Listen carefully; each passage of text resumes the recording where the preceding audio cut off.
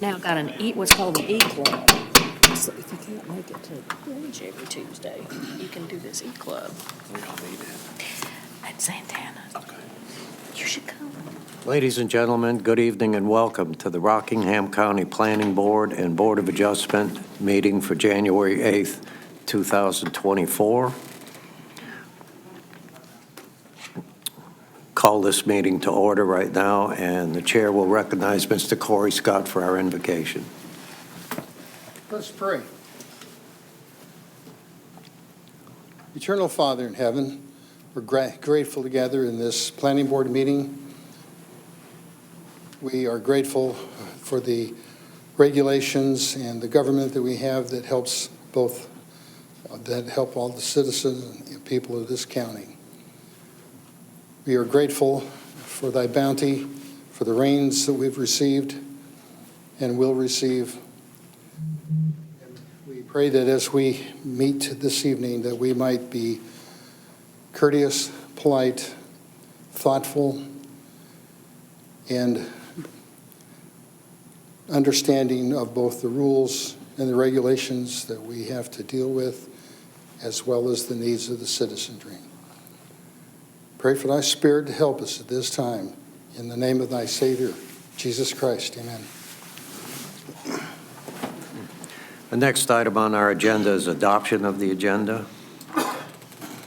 Mr. Chair, I make a motion, we adopt the agenda, although we do need to change the date from 2023 to 2024. We will do that. I'll punish Lynn. Lynn will be punished. No corporal punishment allowed. Yeah. The next item on our agenda is approval of the minutes from the December 11th, 2023 meeting. Someone second and vote on the. Oh, I'm sorry. Did we get a second? I move that we change the date on the agenda. Oh, okay. And do you want to restate your motion? Yes. I make a motion that we adopt the agenda for January 8th, 2024. Second. Motion made and seconded to adopt the agenda as revised to correct the date. All those in favor, please signify by raising your right hand. All opposed, like sign. There's no opposition, so the agenda is adopted. The next item is approval of the minutes for our December 11th, 2023 meeting.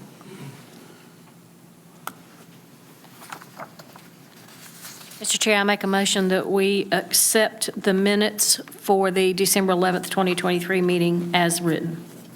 Second. Motion is made and it's seconded to approve the minutes for the December 11th, 2023 meeting. All those in favor, please signify by raising your right hand. Opposed, like sign. There's no opposition, so the minutes are approved.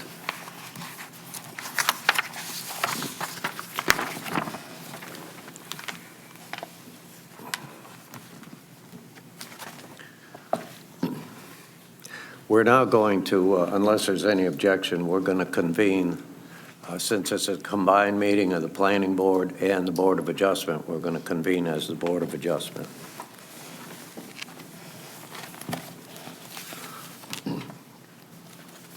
This will be an evidentiary hearing. This hearing is a quasi-judicial evidentiary hearing. That means it's like a court hearing. State law sets specific procedures and rules concerning how this board must make its decision. These rules are different from other types of land use decisions, like rezoning cases. The board's discretion is limited.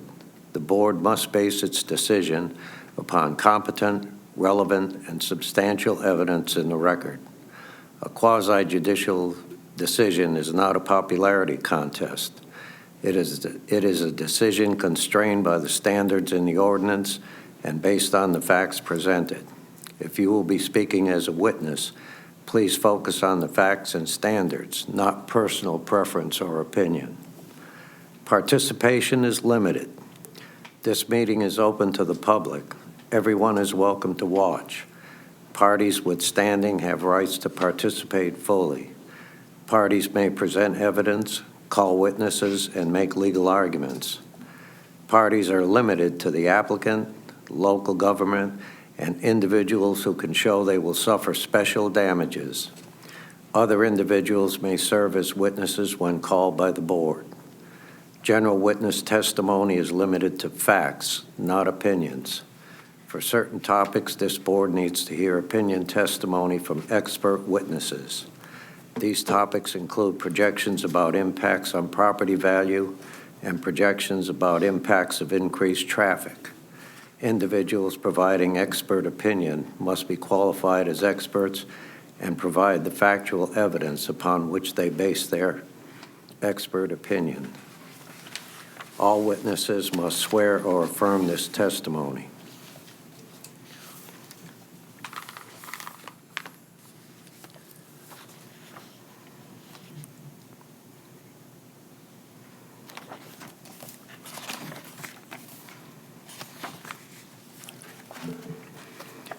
The parties to this case are entitled to an impartial board. A board member may not participate in this hearing if he or she has a fixed opinion about the matter, a financial interest in the outcome of the matter, or a close relationship with an affected person. Does anyone on the board meet those criteria? If so, you're required to speak up now.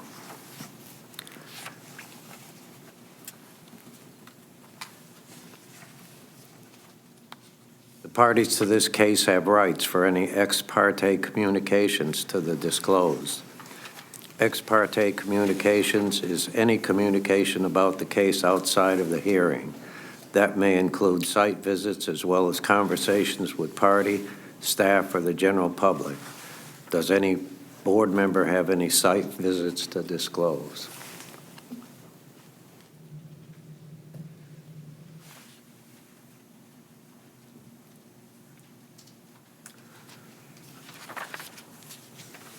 There not being any reported,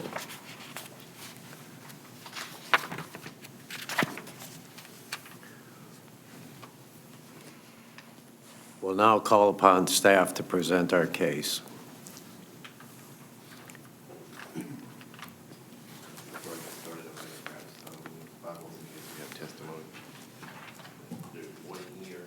Would you prefer to swear in each witness one at a time, or would you just prefer to swear in as a group?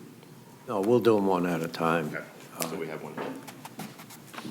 That'll give me an opportunity to make a determination at the same time if the party has standing. Very good.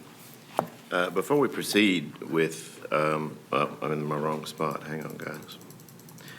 With case review of the appeal 2023-17, are all members who plan to speak or who are going to address the board about the appeal in attendance? No, sir. Not everyone here. Would you like to address the board about that and let them know what's going on? For the record, state your name and address. Brandon Pettit, 8260 Nautical Point, Blues Creek. I'm the owner of the Lucky Duck, and we asked for continuance last time, and we're asking for another one due to the fact that my lawyer is still gathering all the information to proceed with this hearing for y'all. And like I said, we're asking for a continuance to be able to move forward.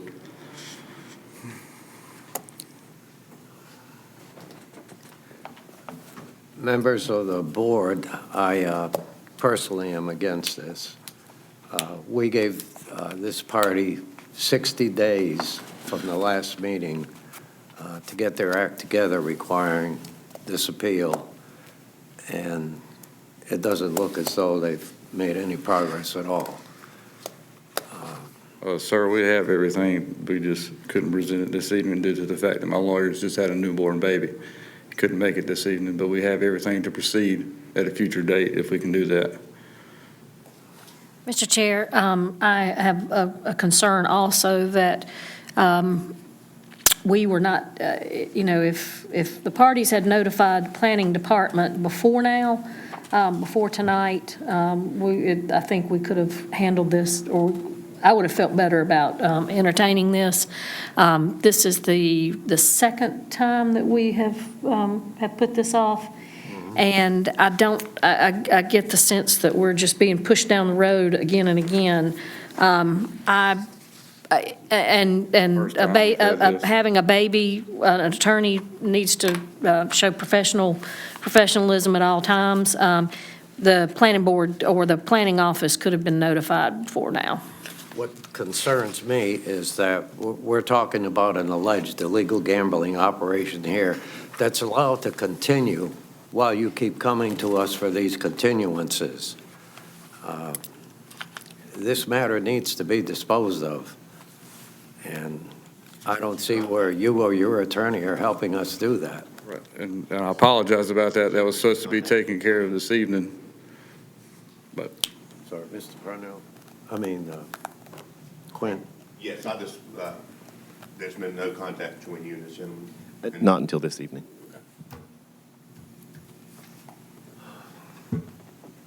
Can I ask when the baby was born? I know the answer to that.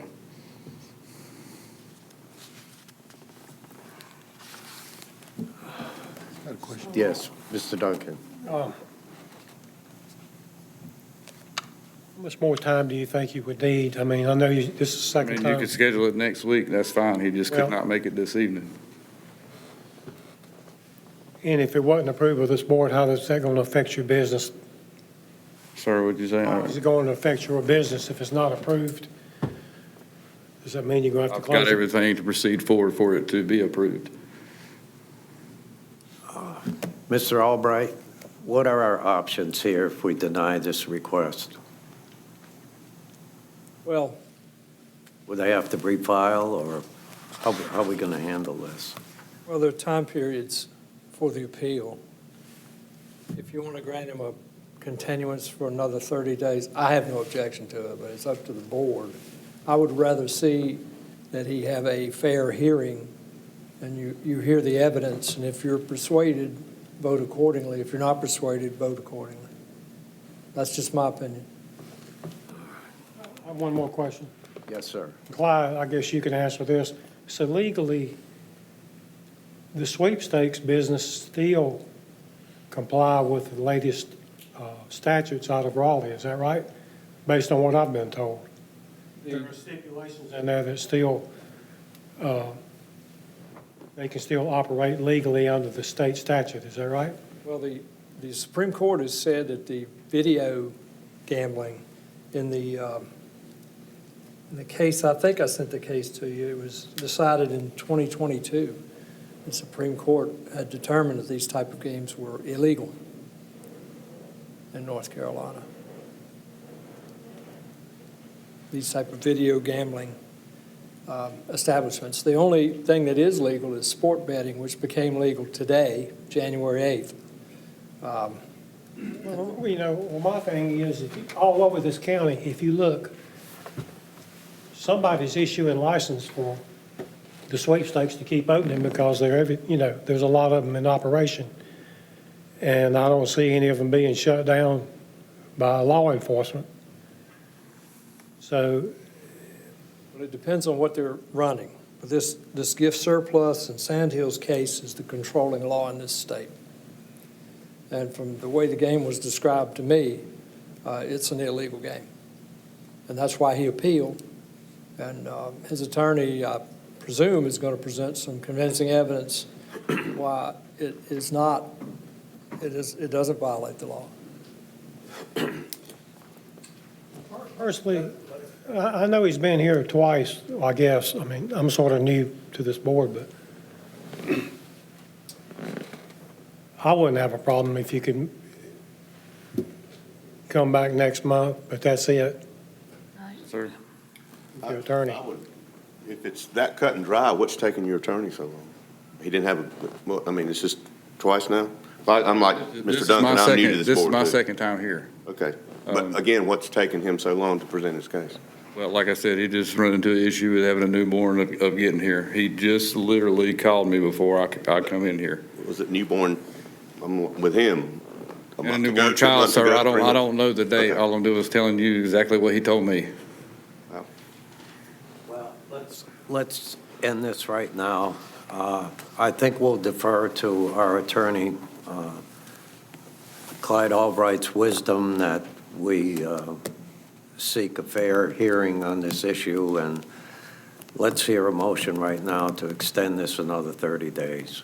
Mr. Chair, I'll make the motion to extend this another 30 days, but I do want it stated for the record that this is a legal body.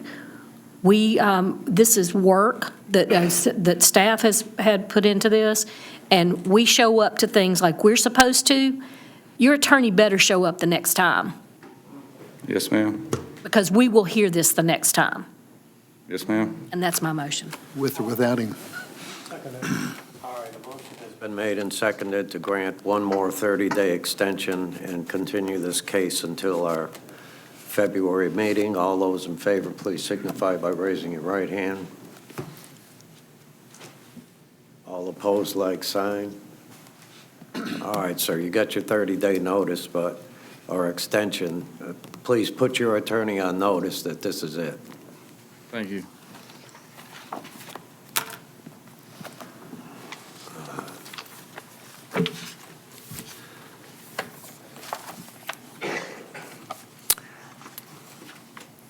We'll now hear staff's presentation of Appeal 2023-20.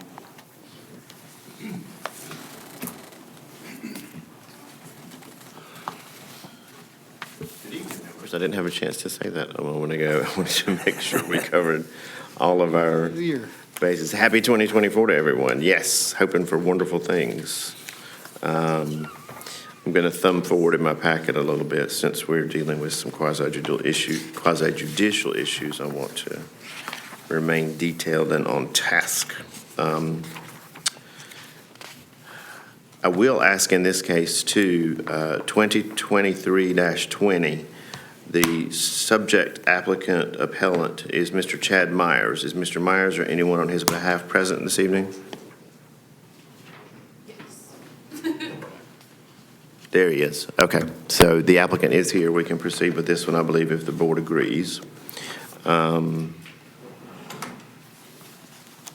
Yes, we agree. This case is an appeal of a notice. It's technically the CE Notice of Citation 23-0296, which in essence is a determination of the Community Development Director that this person, we believe, is in violation of the zoning ordinance one or more portions. There's the representative tax pin. This is a Simpsonville Township. This is an appeal in the nature of certiorari.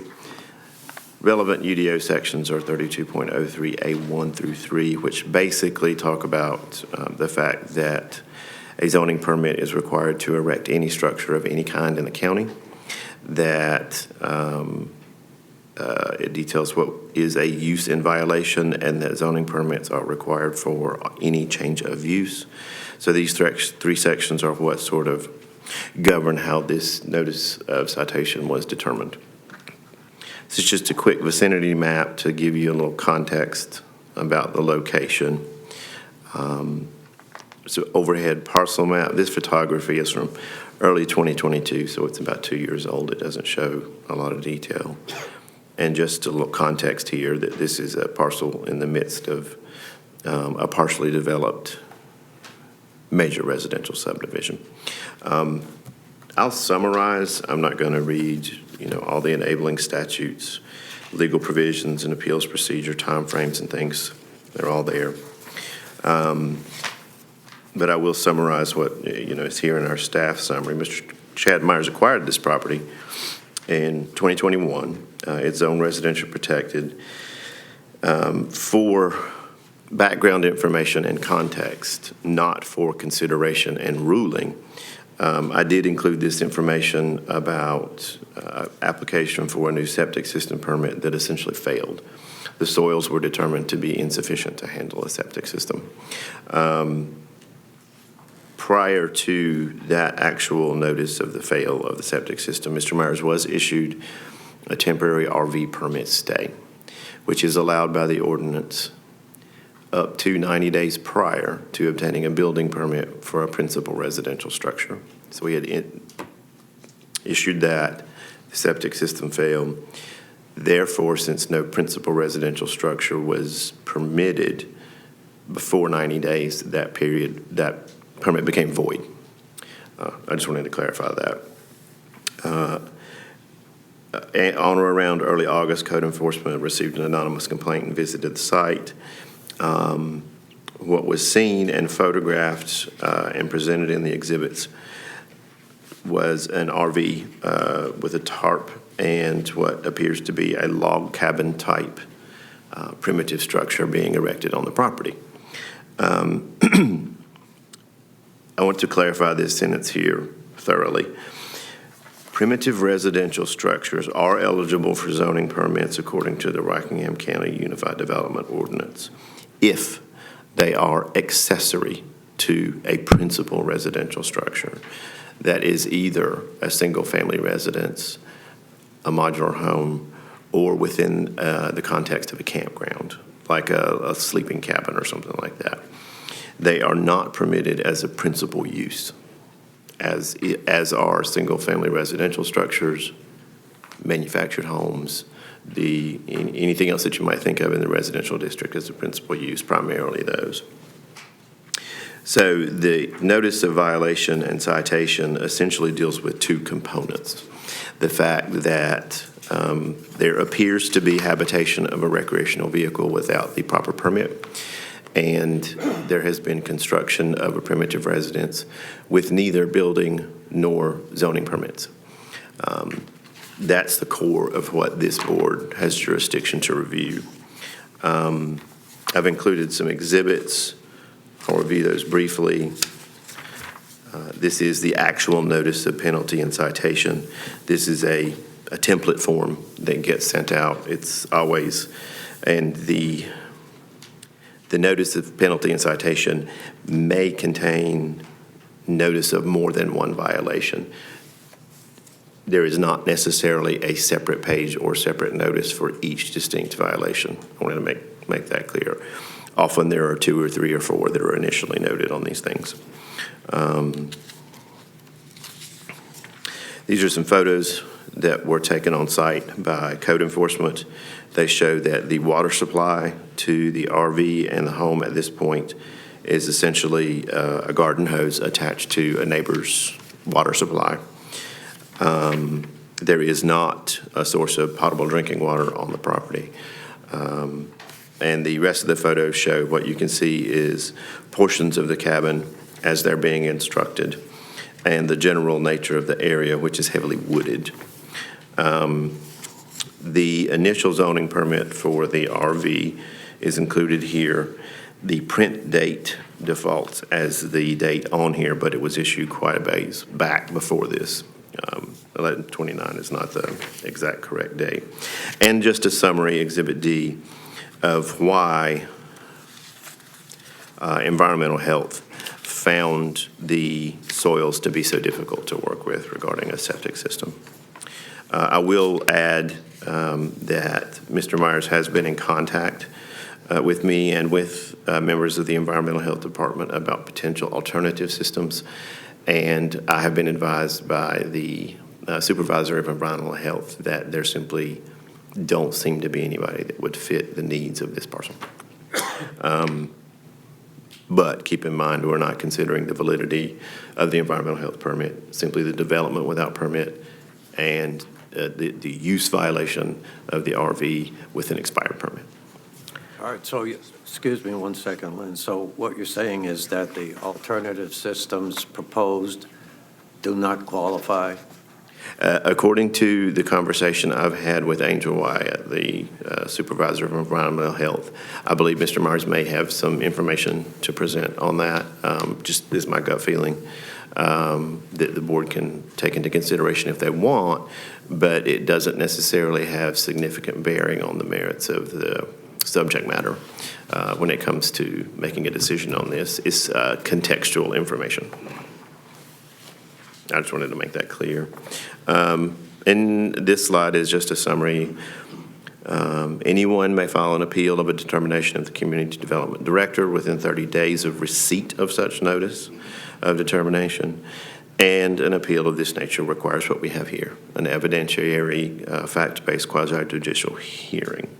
County Attorney Mr. Albright is up to speed on this, and with that, I will end my presentation and answer any questions you all might have. There's no well on the property? Water available in the area. Is there any, if you've got a recreational vehicle, you got to dump the tanks somewhere. How are they, what are they doing about that part? I'll let Mr. Myers answer that question. Okay. Just so you know, the temporary RV permit allows one or more modes of managing wastewater. In any case, there must be a source of potable water installed on the property. That means either a well or access to public water, period. When it comes to wastewater, if a septic system is already in place, the RV is allowed to connect to the septic system. Otherwise, the black water can be stored in the tank attached to the RV and either taken off-site and dumped at an approved facility or drained by Porta-John type company. They'll come around sometimes and do that kind of thing. But there is no dumping of black water waste allowed according to environmental health law. Thank you.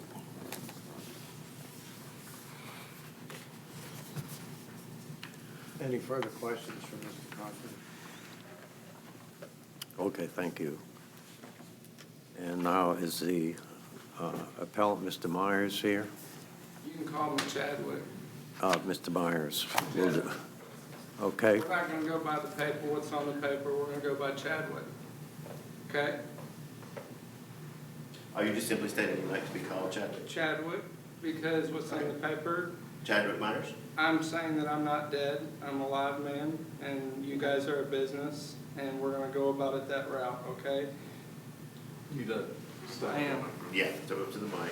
One way or the other, you'll need to be. for the record, state your name and address. 252 Gallant Road. You speak to the microphone too, please. Yeah, make sure you speak into the mic. All right, can I leave my paperwork out real quick? If you want to spread it out there, yeah, sure. Yes, thanks. And if there's anything you'd like to hand to the board, let me have it and I'll take it up. Yes, sir.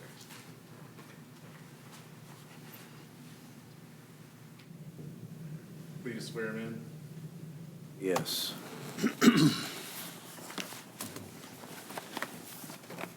Do you solemnly swear or affirm that the testimony you're about to present in this matter is the truth, the whole truth, and nothing but the truth, so help you God? I do. Okay, thank you. I guess what we'd like to know, Mr. Myers, is how you feel it's okay to proceed with putting a building up on this property when, I'll start with the doctrine of discovery from the Pope, originally written, and if you look it up, it was a document written that was in order to take land over from non-Christians, which I am a Christian. I do also hold the right to no contract with you. Could you speak a little, please? I hold the right to no contract with you. To no contract with me? Yes, sir. Any idea what that means? Does that mean that you don't have to follow any of our rules? Is that what you're saying? No, absolutely not. I need an explanation then of what that means. Can the county attorney, I'm simply asking you to state, what is your business? We're the Board of Adjustment for Rockingham County. Okay. Do you pay taxes in this county? Your gift, the taxes, You're part of the business. the gift that's given, it's a gift. It's a gift. You define it the way you want to, It's a gift. but do you pay them? It's a gift. Do you And pay them? I'll ask you this, what's been paid on the property taxes-wise over the past, since 1970? What's been done for that road, particularly Gallant Road, with the tax money that's been paid towards my property? That is a non-state maintained road and holds no covenants. I think that's not relevant to this It's particular. very relevant. Explain. I'm explaining So myself. we're here to decide why you're putting up a building on a property that can't have a working sewer system and proceeding with the erection of a building without a permit. That's what we're here to discuss. You're trying to tell me that I need a permit to do something illegal. I'm not doing anything illegal. You need a permit to do something legal as well. Sir, I purchased this property. You obviously didn't do your My homework. my grandmother's Native American code is 2442. I will fight this, okay? What I'm asking is to be left alone with my primitive building. It's a primitive building. I've already tried to work with this gentleman over here. I would like him to give his insurance number, his identification number. You have an insurance number, don't you, sir? Not you. The gentleman beside you. What's your name? It's Hiram Marziano, you're well aware of that. And your insurance number. I don't know what you're talking about. Yes, you do. You're insured. You're covered by insurance. Health insurance? No, by this business, you're covered by insurance. I need your insurance number. You want to take it up? Mr. Myers, Point of as a order. reminder, your testimony must be focused on factual evidence concerning the applicable standards.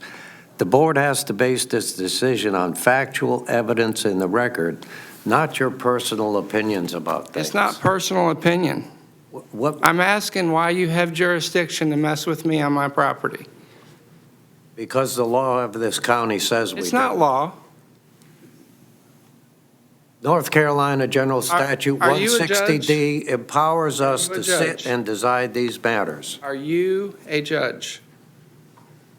For this particular hearing, yes. So you're telling me you have the authority to arrest me under this gentleman over here? No, we don't have the authority to arrest you. We have the Okay. authority to make a decision based on your illegal construction of a building, My construction is not illegal. lack of a sewer And system. that's what I'm trying to tell you. It's not illegal. I'm within all my rights, and I have been.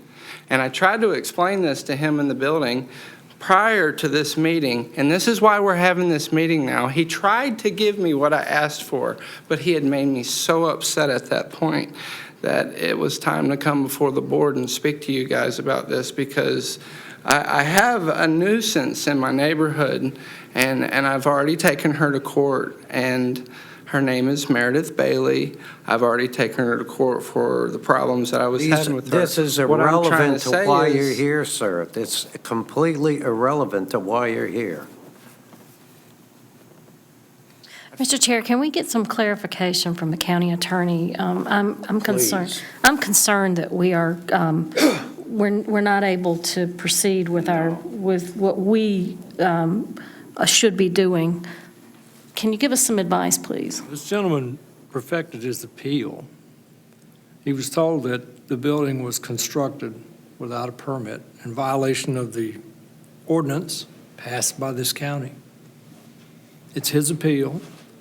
He has to produce substantial material evidence showing why that decision by the zoning officials was incorrect. I haven't heard any of that at this point. It seems to me that he doesn't believe the law applies to him, when in fact it does. So that's where wrong. we find I do believe the law ourselves. applies to me. Pardon me? I do believe the law applies to me. Then you understand that when you purchase property in Rockingham County, that property is governed by the Unified Development Ordinance and the rules that the citizens of this county approved and that the county commissioners voted on and made into law by the zoning ordinance, right? You understand that? Sir, I understand that. I have tried to work with the county, and I have tried to give them resources that I am capable of working with on my property, and they will not work with me. Okay? Well, the hard, cold truth is you can't put a septic system on your property. So we have alternative means. And I don't believe there are any. The testimony that was given earlier says there aren't any approved methods. Testimony, where's my word for that? We're relying on the experts and the soil scientists and environmental health. There are experts, and I have enough evidence here to show that there are other systems. Then please introduce your evidence to this board. That's why we're here. Yes, sir. Thank you. I did give paperwork to them. It has quite a bit in there that he can look at. Speaking in the microphone, we're having trouble Yes, hearing. I apologize. I'm not trying to be rude. I've had a hard time. I've had a really hard time. The document you've submitted covers farm buildings, greenhouses, primitive camps, and primitive farm buildings. Yes, sir. You look. Is that your intention for this? Yeah, absolutely. I am going to farm on this property. Yes, sir. You're going to And I am farm doing. on I'm the doing property? it now, actually. I will answer and I will give you guys everything that you need. I will draw out, which I have drawn out, a plan for the property. But my issue is, Land, we're talking about buildings. sir? If you're going to farm on it, that's land. Yes, But we're sir. talking about buildings. And obviously, you're living on the property, and where's your sewage going? I hope it ain't going on the neighbor. Absolutely not. I have, right now, I've been using my camper for my sewage, and I have a system to where what I do is I pull a trailer up beside my camper, I dump, and Where are you dumping? I take it to Waste Management. Now, In Stoneville, Waste Management? sir? You take it to a licensed facility and dump it? Yeah, there's plenty of places. There's parks. You can actually pay to, it's really easy. So you can pull right in. There's nobody even to even mess with you, you know? So I got plenty of places to take my sewage and dump. All the recreational parks offer that. So what I'm trying to say is there are other means of using my waste. I want to have a greenhouse, and I want to take the waste off of what I use, and I want to grow trees with it. That's the goal for the greenhouse. I would potentially take my waste in a biosystem, which I have produced, I think in the paperwork up there, to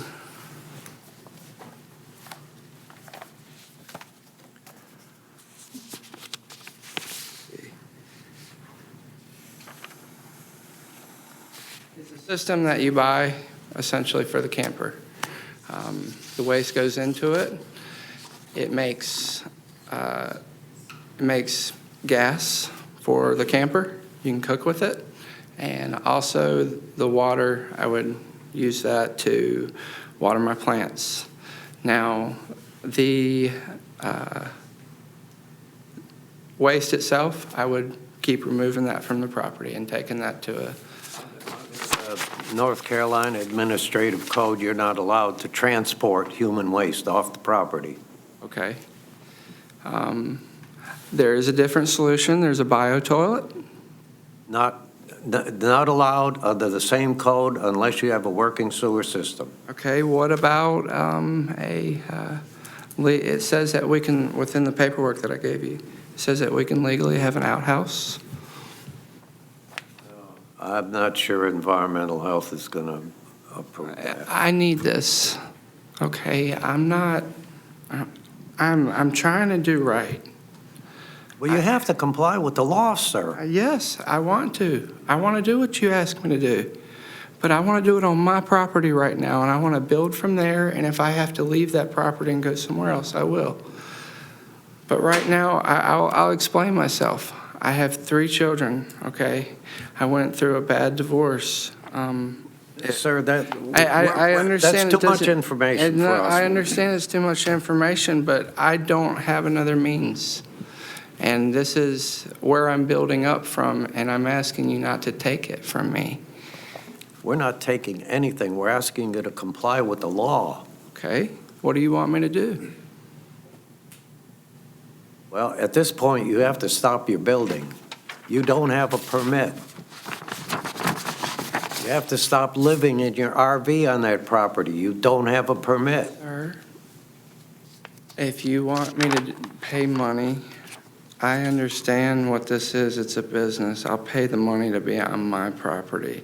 But my point is. Mr. Myers, I'm going to stop you I right there. need to This be- has nothing to do with money. This has everything to do with you live in a community, and within that community, there are standards and there are ordinances that we all have to follow, particularly with our dwellings.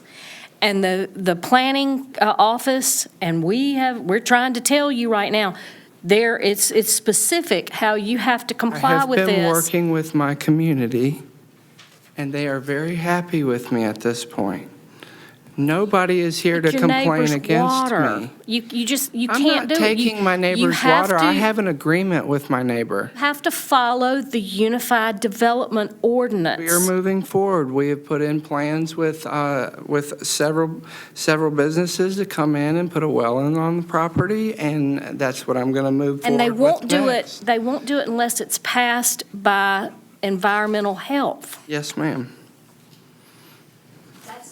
That's how things work. We can have a well on the property. That's how this works.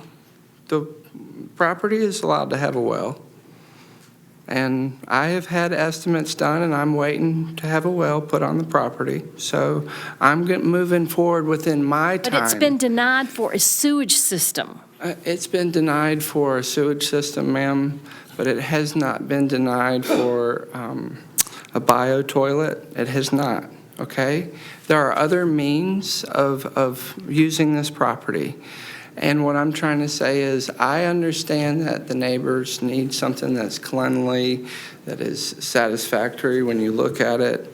And I'm doing that. I have cleaned the property up.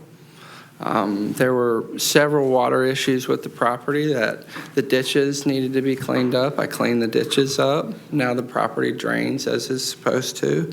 I'm moving. What you're not understanding is that the North Carolina Administrative Code, I believe it's section 15A, I can't remember the number after that, that section clearly states that you cannot have a bio toilet, composting toilet, anything like that, unless you have a working sewer system to accompany it.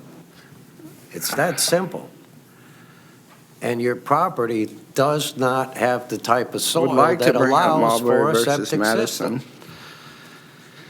And then also, We do not need a lesson in law, and that, ma'am. as particularly going as far back as Marbury versus Madison. We all went to college. We need to stick to the facts of this I case. still need to bring it up because when this goes higher than you, it's fact. It'll be on record, okay, that we spoke about it. If I don't use it, it's, you know, I can't, it doesn't apply to me. So I have to use it, and I'm going to. Are you saying the law doesn't apply to you? I know that is not what I'm saying, but I'm saying if I don't verbally enact the words right now and use my words when it goes to Superior Court, that, you know, it's evidence. Well, So you're welcome I'm to just- take this to Superior Court if you wish. My point is I'm within the primitive structures, the paperwork that I gave you. Can I please see that? Can I, would like to read it I to you. look at that piece of paper, and I've been out to your property. like to follow- Excuse me, Yes, sir. let me finish. Okay, I've been out to your property. You've attached your RV to the back of that structure, I That's- moved it to the back so it would be a way of. and you put a tarp over it so that you would be able to go between the two structures. So that's not, I would not consider that, that's an extension of your RV? That's like an outbuilding that's attached to your RV? Isn't that what that is now? That doesn't seem to me like I would call that a primitive structure. Well, your intent was you were going to sell fruits and vegetables, have a building that has to be smaller than 1,000 square feet. But now that you connected your RV to it, you're also then in violation you don't have any permits to do any of that. No. You're not reading this. I did read it. Yes, yes. I did, actually, read in it fact, for I you. took the pages out and I looked at the backup And it pages. says that I can stay in this primitive building. Mention your RV to it. It says right here, I- the RV's not attached to the building. You're trying to use a technicality. And what I'm trying to say is it says that I can stay in this primitive building. It says it down here. Read it. I did read it. In the building, why are you That's trying to say, because you've why are got you your trying to RV tell me I can't stay in the building? got your RV parked right next to it and a tarp Do over you it. need me to move it? Well, I'll don't, move I it have over to, I 5 have to foot rely for you. on Is them. does that comply a little better for you if I move it over 5 foot? Well, are you living in the RV or the primitive structure? I use my RV. My primitive structure is so my 3 children can visit the property on the weekend and learn from me.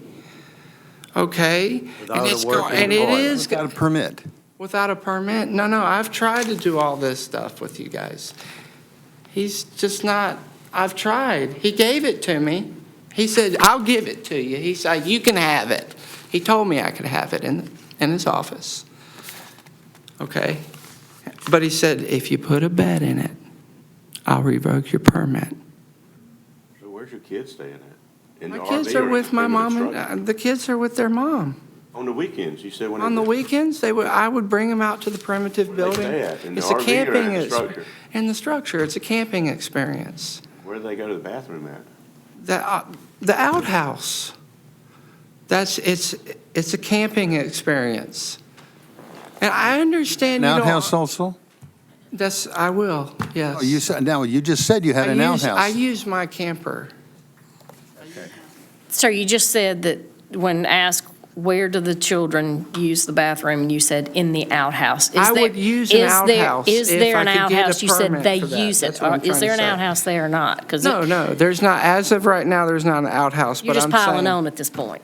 I'm just saying that's the route I would go. I would try to put Question an for outhouse. staff, please. Are outhouses permitted in the UDO?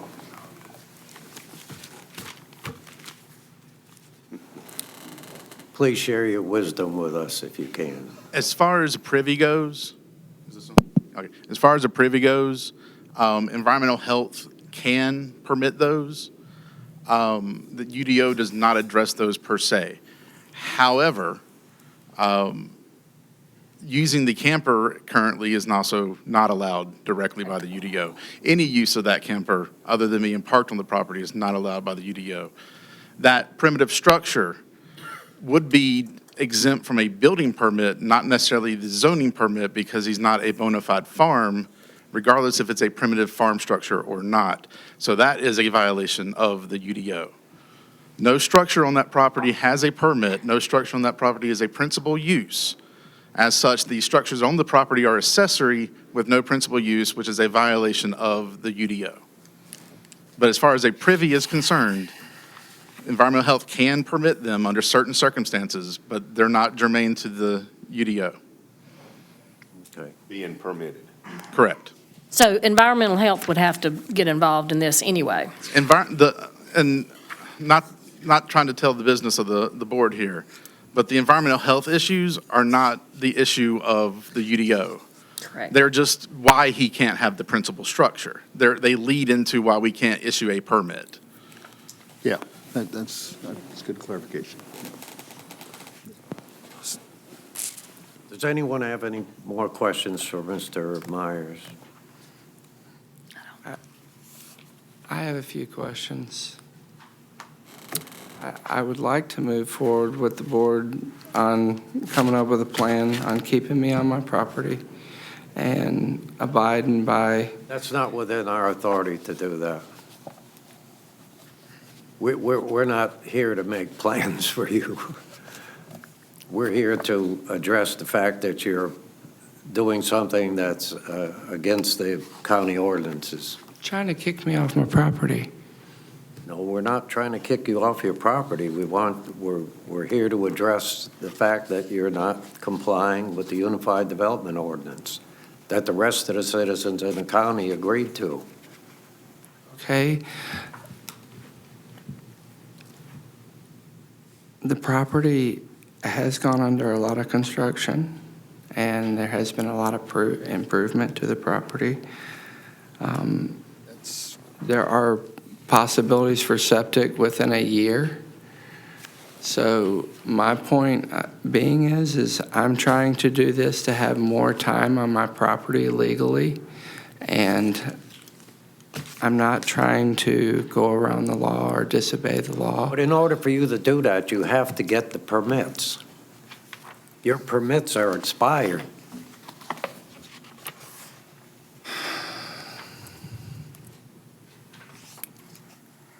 That's what you have to do. You have to get the zoning permits, the building permits. You need a permit to park that RV on your property. That thing expired, what, last year in February or March?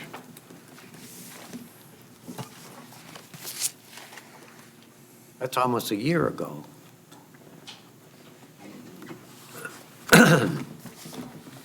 Permits. I'm sorry? I'll comply with your permits, sir. Well, in order for you to comply with the permits, you have to go down and apply for them. You need to go see these gentlemen and get your permits. Until then, I recommend that you stop construction of that primary building until you get the permits. The building's finished. Chair, if I may. Sure. We're here because we can't legally issue the permits. Since the structures would be accessory, they're accessory uses, and without a principal use of the property, we couldn't issue any of these permits. He's been ordered to remove all the structures from the property. Oh, yes. Yes. Sir, there are two buildings, two primitive structure buildings on two separate lots. Now, they tried to make me think that these lots were connected to the houses, but these lots are not connected to the houses. They're separate buildings. It's exactly what I have on my property. And I don't understand why the neighbors are allowed to have it. There's two in the neighborhood already. And why am I being bothered about it? Why can't I just have my permit for my building? You know, that's where we were at in the office. And he was giving me the permit, the 774 ratified bill. He was giving me this permit, okay? I was just here to say, hey, they weren't working with me. I was here to try to make do to work with you guys, okay? And my point is I just want to be on my property. I want to do my little farming operation like I'm allowed to do. It's in the back of a neighborhood that there's farm all around me. There is farm all around me. I'm not bothering anybody. Nobody even drives by my house. How long have you owned the property? 3 years now. How many acres? It's 1 acre, sir. 1 acre. Yes, sir, 1 acre. I know farming on an acre. Just a mini farm, sir. It's just something for my children. That's all this is for, is a place to bring my children. I have a safe place to bring my children. I'll have activities to do with them, and I'll be able to stand before another judge and say, hey, I have a place for my children to come primitive camp. That's all they're doing, to hang out on the weekend, and they can go home. I'm just trying to have a place for my children, for safety, a place to encourage good things, teach them, and I feel as if that's being taken away from me. Well, you can't do it without the permits. And if, I'll buy the permits. apparently they cannot be issued. That's not true. The permits can be issued because he told me in the office he would give me the permit. I'd like to clarify how the permitting system actually works. Sure. Mr. Myers did come in and apply for a temporary stay in a recreational vehicle, which is allowed to anyone up to 90 days before applying for a building permit for a single-family residence. There's a High Point officer within a Jan, mile. Hang on, hang tight, Yes, sir. hang tight. We did not receive that application. Therefore, that permit expired. In discussing the primitive building and the RV permits, if the simple process had been followed, Mr. Myers would apply, we would deny the permit. So basically what's happened is that discussion. That discussion is all about that when it comes to permitting, when we say we are not able to approve it, if Mr. Myers were to officially say, I would like to place this primitive residential structure on this parcel, zoning would say this is denied according to X, Y, and Z in the UDO. So that's sort of the simplest view of the permitting situation that I can, does that make a little more sense? So basically what you're saying is we've gone past that part of the procedure. So, That part of the procedure was skipped. He put the building on the property without applying for it. Without applying for I it. didn't so think I what needed now to, and I has to happen apologize. is to follow the procedure if he wants to readdress this, and then, you follow the steps, and then we may come back and hear this again. Actually, at this point, since we have a definitive notice of zoning violation, whether or not a permit was applied for, That's irrelevant now? that notice of violation and citation serves as order to remove what is in violation. Got it. It's procedural, it follows a timeline, but that's what that represents, and it supersedes any other So, got it. application for Got permits it. or anything like that. All right. Good. Well, with that, If I were to leave the property, remove the camper from the property, and use it for the means of my children as I described, I still think we're within my rights of using the building for the primitive structure. Would that please you? Unfortunately, better. we're past that point now. yes.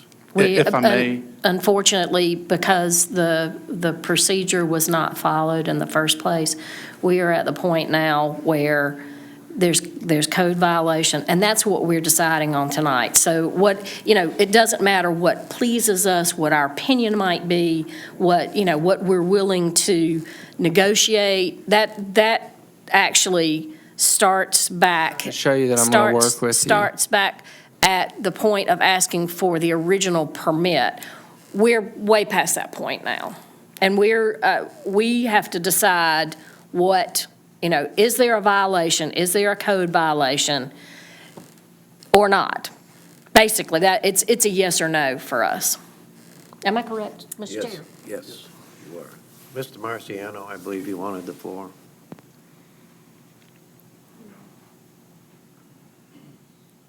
I was just going to point out that removal of everything on the property is what this order is instructing. But Ms. Talbert pretty much got to what I was going to, if I may, real quick, is that we're here to address, is this a violation, yes or no? Remedies to the fact have already been explored. Literally for the whole 3 years, there's been issues. And we've worked, and there's just been no progress. So that's why we're here, I believe. Well, members, I'm clear on this, that there's a violation. Plenty You of can't put up a progress building in without a property. building permit. It's that simple. That's where I stand on this. Any other discussion or comments?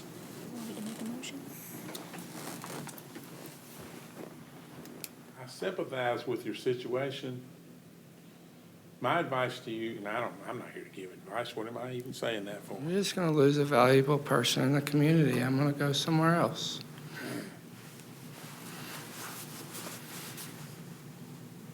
Obviously, procedures were not followed, and that's pretty cut and dry. If you, at some point down the road, when this is all settled and everything's been removed, if you want to start over, I would highly recommend you do that. But until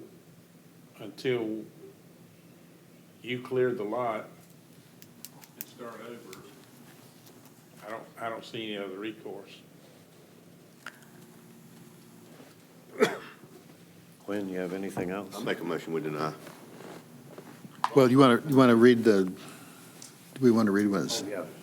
Quinn, would you mind reading for the, And before I make the motion, but we all own land. We all have houses. I've got 5 kids. And I want no more than them to enjoy Rockingham County.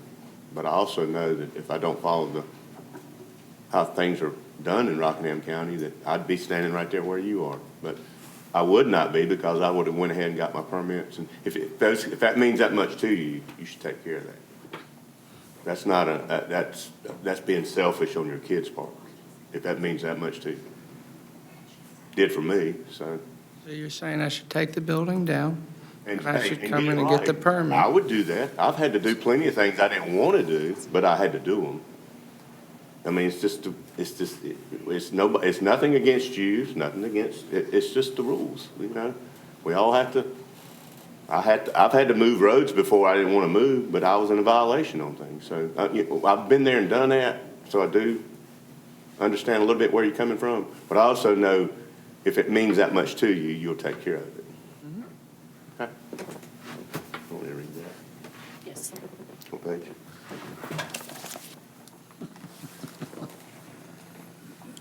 Based on the evidence submitted and the testimony we've received, I make a motion that we deny this appeal, case 2023-20. This motion and board vote is to be recorded, hearing minutes, and the board order. Second to that motion. Second. Motion has been made and seconded to deny this appeal. All those in favor, please signify by raising your right hand. The vote's unanimous. Your appeal is denied. Sir, you can appeal this further up the ladder to the Superior Court of the county, if you wish.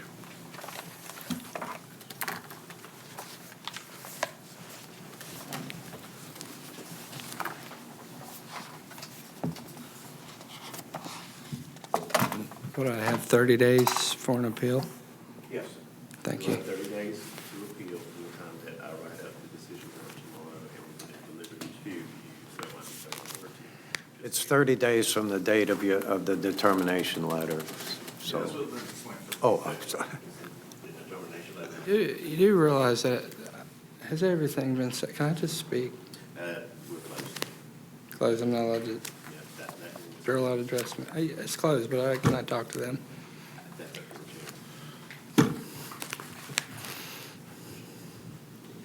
business. Do you have a minute, sir? Do what now? Do you have a minute? No, we're done with your case. I understand you're done with the case, but I would just like to address you as a person.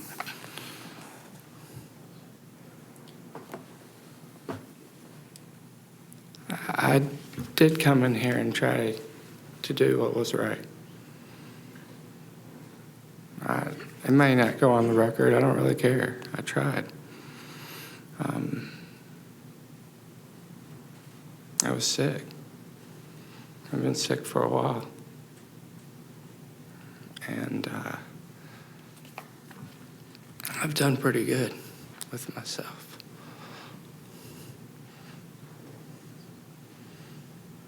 And what I'm trying to say is I'm going to end up going somewhere else. I'm going to take my cabin, and I'm going to erect it, and I'm going to go somewhere You have a else. right to do that. I know that. But I'm going to try to find some community that values me, because I don't think this community has done that. I've been harassed in my neighborhood because of my record, and I haven't bothered anybody. I've tried to comply with law enforcement every time they've shown up at my property, and it's been well over 30 times that they've walked on my property and addressed me and, you know, made sure I wasn't drinking alcohol or something like that, you know.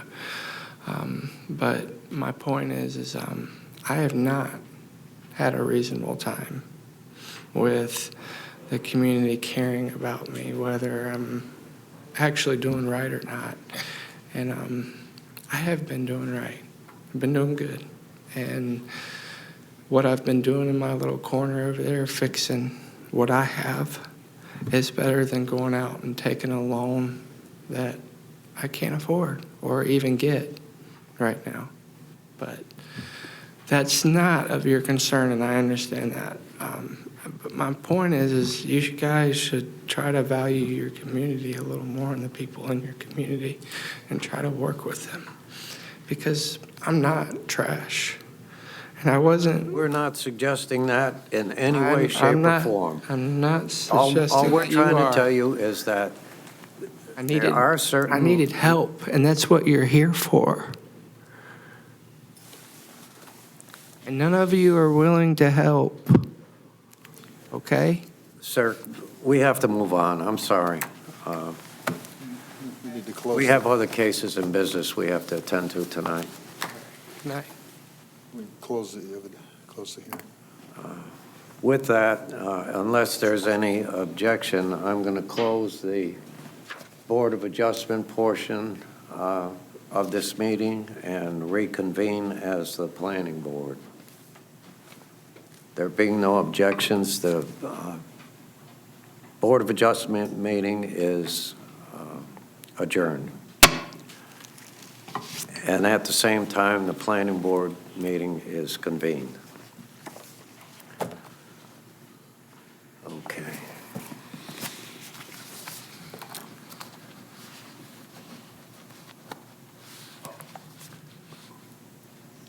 I believe there was public comment on that sheet. Someone signed on. Would you need to have your, Ben, just let me know. Oh, my gosh. Carol Arnold? You can reconvene the Board of Adjustment, reopen the hearing for her testimony, and then close the Is she here? He's gonna get it. All right, we'll, No, she's here. Oh, she's here. we have to go back to the No, I apologize on behalf of the Board board. of Adjustment meetings. That's not how We're those going to usually work. reconvene that. Ms. Arnold, if you would, is it you? All right, please come up to the podium.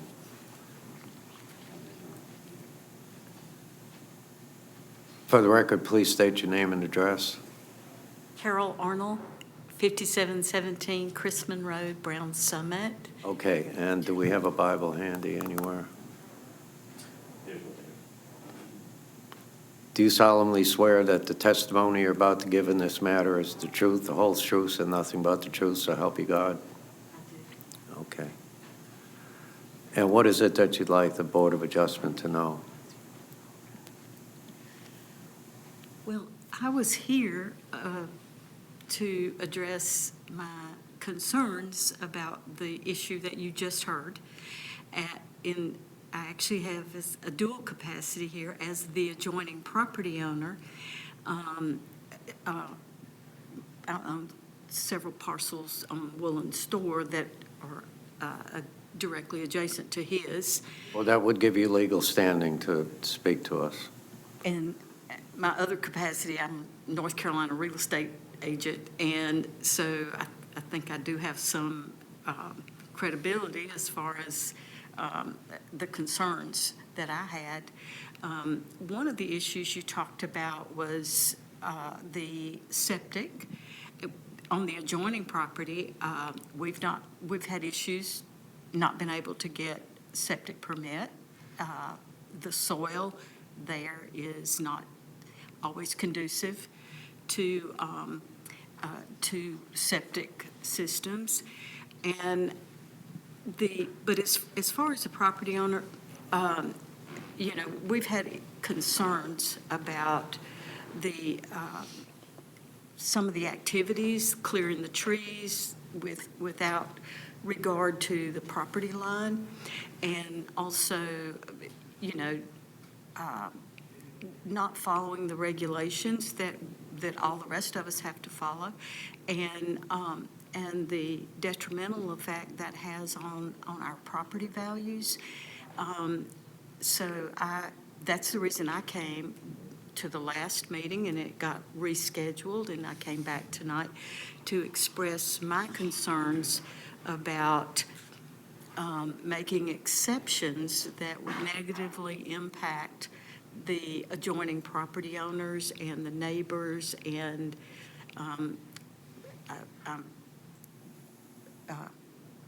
have my property as, I'm a generational property owner, and have part of the farming families that has been on that property for many generations.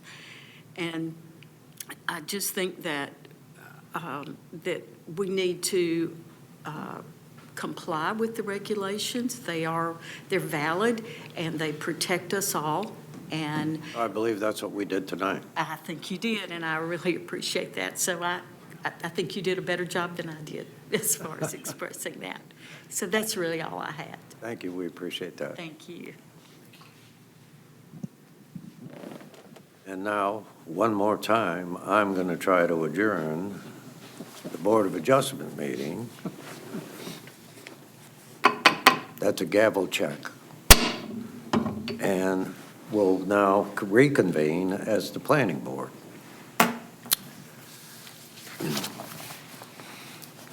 This is for your general information. Zoning map changes reviewed by the Planning Board are legislative matters. These map changes are reviewed for reasonableness and consistency with North Carolina General Statute 160D, the county's 2021 Land Use Plan, and the Unified Development Ordinance, among other adopted plans. When making a decision, we consider the recommendations of planning staff and public comments. When applicable, this board reviews potential land uses requests by the applicant. Planning board decisions are forwarded to the Board of Commissioners as recommendations. The Board of Commissioners will hold a public meeting before making a final decision whether to approve or deny a zoning map change recommended by the Planning Board. A zoning map change is the first in a series of reviews and approvals that move a project forward. The Technical Review Committee reviews the site plans and technical items related, but not limited to later development approvals, including transportation concerns, environmental issues, and county services. The TRC is comprised of professional staff and other agency members such as the North Carolina Department of Transportation, county schools, emergency services, and the North Carolina Division of Environmental Quality. We only have one case on our agenda tonight, which will be presented by staff in just a moment. And then we'll have the applicant speak to us. Following the applicant's presentation, if anyone is signed up to speak on the case, we'll hear them. And when they're finished, the applicant will have a short period of time for rebuttal. That'll be followed by a board discussion, any motions, and voting. So, staff, if you will, present us with our zoning case. It's zoning case 2024-02. Thank you, Chair. Apologies about the order of the numbers tonight because we've had so many postponements and reschedulings. The case numbers are a little bit wild. They jump around a bit, but we have a zoning map amendment, which will be followed by consideration of some zoning text amendments. This map amendment has been requested by Mike and Tin Hall regarding the property at 7720 NC Highway 87, Wentworth Township. This is a conventional rezoning, a straight rezoning. This parcel is located just outside of Wentworth on the way to Reidsville on 87. This is a close-up view of the zoning matrix in the area. You've got some highway commercial and heavy industrial.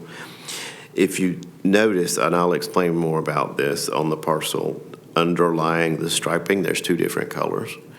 That deeper color is highway commercial.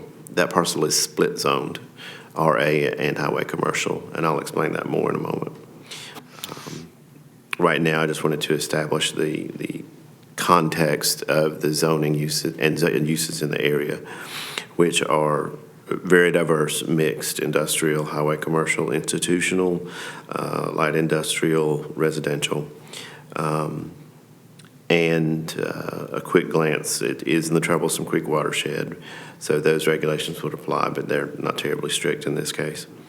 And the O2 land class.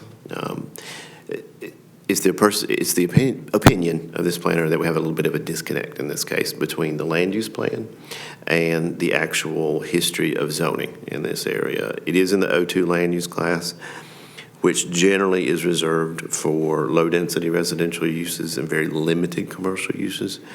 But this corridor historically has been zoned over time for a multitude of different commercial and industrial uses. So,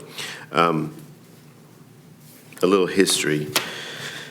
It is located in the O2 rural land class. Of course, the Rockingham County Comprehensive Land Use Plan promotes development of new and commercial business opportunities while supporting the retention and expansion of existing businesses. I dropped a quotation mark there, but that is a direct quote from the land use plan. When zoning was laid out, this parcel was zoned residential agricultural. In 1996, a 2.5 acre portion of the parcel was rezoned to highway commercial, specifically along the lot frontage, which you can see a little bit better in this map, which is that sort of, it looks kind of purpley, but it's actually blue. This is the parcel map as it exists now.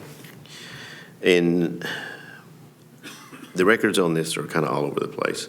In 2007, a special use permit was granted for what was called a planned business development intended to occupy only the previously rezoned commercial area. And our review of the history of planned business development, special use permits, demonstrates that there was a different understanding about what a planned business development was 18 to 20 years ago versus now. So just keep that in mind. So a special use permit was issued. It has some bearing. It runs with the land. What this request comes down to is to rezone the entire portion, the entire parcel, as opposed to just the 2.5 acres on the front, to add the remaining acreage to highway commercial.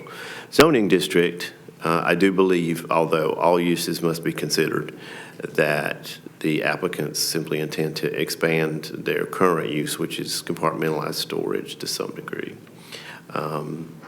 The applicants are here this evening and can address the board. I don't know if they signed in or not. But as you can see, they did sign their applications. There is a draft reasonableness and consistency statement shortly after the parcel map. A couple things I'll draw attention to before I close. Strictly interpreting the O2 land class, this amendment would not be in accordance. However, that's a strict interpretation of O2. In reality, the zoning matrix in this area and the use mix in this area would be more indicative of the G3 land class, which is primarily focused in other areas and not on this, but that's what the pattern really is.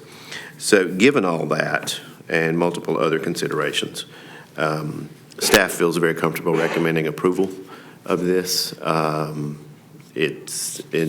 Overall, even though it's slightly inconsistent with the land use plan, it's consistent with the zoning matrix and other aspects in the area, and it's certainly reasonable given the access to a state highway direct and the other uses and zoning in the area. I will say 4 different parcels in this area between 2004 and say 2010 were granted special use permits for planned business development. It's not really clear. So there's a lot of that out there, just so you know when you're taking this into consideration. That's it. Yeah, we did a large one not too long ago, just down the street from this one. Forget the name of the company, the welding the tanks and all that. Yep. Yeah. Seems like there was one a little further north that we did as well. Okay, any questions for Mr. Cochran? Anybody to speak? Yes. Anybody to speak? Applicants are here after I finish. We're going to hear from them momentarily. Is there any consideration to reevaluate this corridor from That would be something that the planning board could take up as a review. That is under the purview of the planning board to review the land use plan and consider any changes to it. Of course, it would have to go through the process of a land use plan amendment and go to the commissioners, but it's certainly something that could happen. It's information we could put together if the planning board would like for us to. I think that with the activity that's happened, particularly along this stretch, even on into Wentworth, it looks like this is a growth area, just, by serendipity almost. And I think it's time to reevaluate it. And it's something that we've talked about bringing to y'all's attention, especially since DOT is getting ready to widen that area and modernize the road. Right. So we were hoping to do it in conjunction along when that project starts, so we have more up-to-date data. Yeah, I mean, they just put in the light at Sandy Hook Road, and, I mean, they've done all kinds of stuff. Do we need a motion, or do we need to make a motion to move forward with this, or can we just we'd like to see this done? I think what I would do is go ahead and consider this case, let the applicants testify, make your decision, and then present a request. Right, Yeah. okay, I'm sorry. Has No, there been that's, any, that's after We we had voted on this. 0 phone calls or emails. As you said, we can bring that up during new business. Yeah, let's do it in new business. Any phone calls or None. emails? None. No phone calls, no emails. Well, with that being said, let's see, would Tim or Mike like to come up and talk to us, either one? Okay, so, Do y'all have any questions of them? any questions of the applicant? They did tell me Just that- strictly for business expansion, I assume. Yeah. Different day. Going where you need to change. Any other questions for the applicants? Ready to make a motion? Wait, there's no one signed up for this case, am I correct? Any of you here to speak about this case? No? Okay, we'll need a motion then. I'll move for approval of rezoning 2024-02 for approval. Second.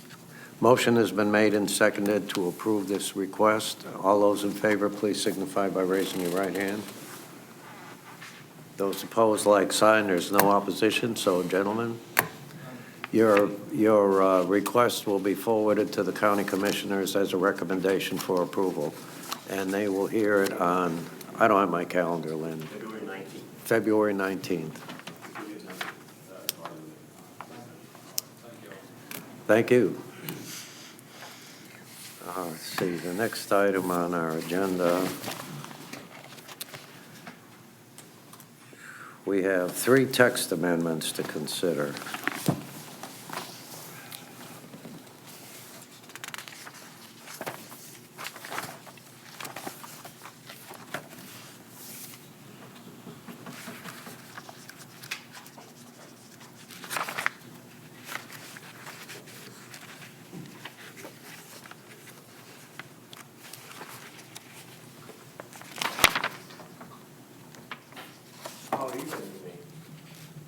No, I'm flipping. Yeah, we're waiting for you. I'm trying to locate the text amendments in my. And there's copy, when you have dry hands and there's copy paper, I can't turn the page. All right. Would you like to propose the first text amendment to us? Oh, my goodness. I'm glad we got a little laugh in there, a little levity. Let's see here. Let's move along. So this is a little bit unique. We've had several conversations about this with the applicant who is here and who would like to address the board. This is a citizen-sponsored text amendment. The proposal is pretty simple. Currently, the UDO private road standards allow access to only 5 lots. If you remember, that was increased from 3 not too long ago to sort of match what our minor subdivision rules are and our major subdivision rules are. In this case, there are some unique circumstances, and Mr. Doyle is here. He has proposed an increase for several reasons to 8 lots from 5. The change of the title, road standards within minor subdivisions, is recommended by staff to residential private road standards to clarify that how they apply. Because it may apply to minor subdivisions, it may not. In many cases, this might create a scenario where you have an existing private road that's already serving 5 lots, but there's some land at the end, and someone would like to subdivide and create a new lot. This would allow up to 8 if approved. That's the situation where this would apply. It would not apply during the minor subdivision review process and major subdivision review process. All those rules would still apply. This would almost exclusively apply to situations like that. That's my next one. I did simple slides for the text amendments. So it's pretty simple. That's what he's asking. He's got, several reasons for it. And we're not specifically making a recommendation on this. We think it should be up to the board to decide if this is consistent with the UDO and reasonable or not. That's true. Doesn't have to be reasonable. It just has to be consistent. Text amendment. Do we have, how often does this come up, say, from 5 to 8? A lot. A lot. So this is one of those things where it gets caught up in where the UDO really isn't serving the purpose. If I may, yeah, what we experience is there's a lot of historically private roads, and a lot of those were named and turned into private roads for 911 purposes. They're not actually dedicated They may rights of way. have 5 driveways or 5 parcels off of it. They may have, some of them have 15, 20. We can't allow them to subdivide further. The situation we're in here is, like Lynn explained, that with these private roads, historically, they're just driveways and whatnot, and someone may be off it. Someone may want to add on for a family member. Someone may want to try to, give out to the heirs, that kind of thing. And sometimes we're telling people, no, they can't, or they have to find another means of access or something. So we've also internally talked about why this number exists. Right. And traditionally speaking, this number exists because there's no covenants that would protect the road. And so for emergency services purposes, if you had 30 homes on that road and no one took care of it and they can't get down the road to save someone, that's why there was a number installed. Right. Staff, like Lynn said, we're not making a full-on recommendation. This would be consistent with our UDO because we're allowed to regulate the number of divisions of property. True. That's not an issue for us. What it would be an issue for us is making sure that we're still at a reasonable pace where we're not causing hiccups for emergency services. Personally and professionally, I don't believe 8 would cause those hiccups. Would 15? Probably. So that's where we're at. We're okay with this amendment, but we do experience this almost on a weekly basis from some people. And sometimes this will help some of those cases. It won't help all those cases. Is 8 sort of, I won't say the magic number, but is 8 the good number? 8's a number they came up with. I mean, if you want to get technical about it, the only reason we came up with 5 last year is because it matched the minimum, a minor subdivision's 5 lots. Minor subdivision lots. A major subdivision is 6 lots or more. For us, that was just logical. But at the same time, those numbers themselves are arbitrary. We set what a minimum and a major is. Those could be 20 for a minor and 21 plus for a major. So the number itself is always going to feel arbitrary no matter how you look at it. But it's a matter of what we feel is reasonable. And I guess my question is, does the 8 give you enough latitude in the standard so that we wouldn't need to come back and look at this again? It'll help some people. It won't help all their cases. Each case is different. Yeah. This issue's been kicked around in the TRC many, many times over the last couple of years as well. And as far as the ideal number is concerned, there isn't one. It's what we decide it is. Yeah. I mean, theoretically speaking, you could only have 2 people on a road. The road could still be a mile long and not be taken care of. So the rationale for why we do this may still not be fixed by this. It may be worsened. Who knows? We don't think it will, mind you, but I'm just saying, those kind of things, we don't dictate the length of the roads, we don't dictate anything like that. So other factors that do contribute to our case for why we limit, still will contribute to no matter what that number is. So 8 is just as good as 9, just as good as 10. Can I ask a clarification? So you use the term parcels? Yes, sir. That doesn't necessarily mean that there's people living on those. Those are, means that those are parcels that are attached to that private road. Right, and- Whether just forest or whatever. Exactly, and if right now there are 20 parcels on a private road, we allow people to develop on those. We don't allow them to split them further. Okay. So if they were existing at the time of the ordinance adoption, they can develop on them because it's real property. Got it. In looking at this, section 62.69, number 7, minimum of 2 state-maintained roadway ingress, egress. Wrong and- text amendment. That's the next text amendment. Oh, I'm sorry. That's good. Okay. And Keith has a question. All right, so we're dealing with this just one here. Yeah. And like I said, Mr. Doyle is here and can certainly speak to the board. Are we ready for? Margie did a motion? very good job of elucidating the situation. All right, do we want to hear from, Keith has a comment. oh, Just for information, I certainly have no problem with this. Just for information, I should know this as many times as I've seen this over the years, but on a private road, each parcel owner, is that recorded as a dedicated easement on those? In some cases, in others not. Currently, if someone wants to establish a new private road, we do require dedication of a 30-foot private right-of-way and a disclosure for maintenance of private roads on the plat. So we do have procedures for new ones. Many of them in the past do have dedicated private or public rights-of-way. Some do not. Some are old easements. Some are just even old farm roads. The reason many of those roads were named was in the 90s when 911 rolled out. It was all for that purpose. So you can have a private road that is anything from an old farm road with no easement, no nothing, that serves 10 lots, to something that has a private road with a 50-foot dedicated public right-of-way, but it's still a private road. So they can vary. Does that answer your question? Yeah, the reason I asked, I was raised on the farm. Yeah. And we all lived on the rock roads. Right. It's very common. One there, so. Yeah, it's quite common, and many of those, when 911 was instituted, were given names. Yeah, and addresses for that reason. Thank you. Sure. did you say the applicant wanted to speak? Yes, please.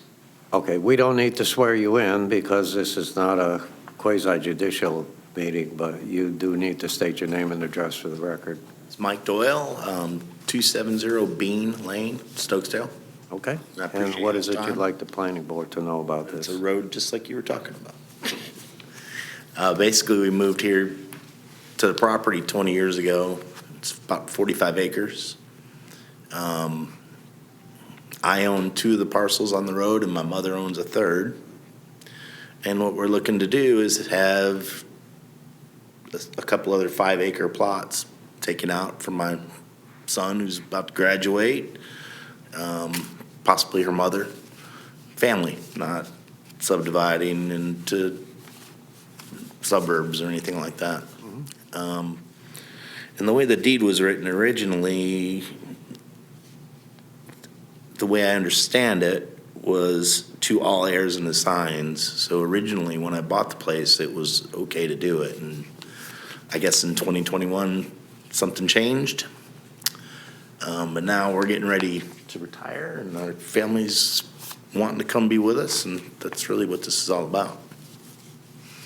Makes sense to me. Any question for Mr. Doyle? No, I guess we're good. Thank you very much. Well, I appreciate your time. Thank you. You're welcome.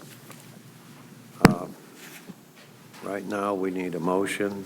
Mr. Chair, I make a motion to recommend approval of this text amendment based on the consistency determination statements that are included in the board agenda packet submitted during the presentation and as may be amended, incorporated into the motion to be included into the minutes. Second. Motion has been made and seconded to approve this application or text amendment change. All those in favor, please signify by raising your right hand. All opposed, like sign. There's none. The decision's unanimous, and it is approved. This also has to go to the county Yeah, commissioners. It'll go to the Board of Commissioners on their February 19th meeting for the final determination. Same place? Same place, and another notice will be here. sent out reminding. Okay, our next text amendment case for the UDO is 2024-01A.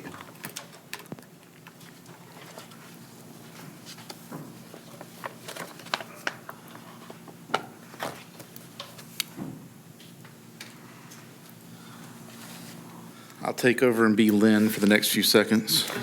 Oh, good, he's here. Okay. Sorry, guys.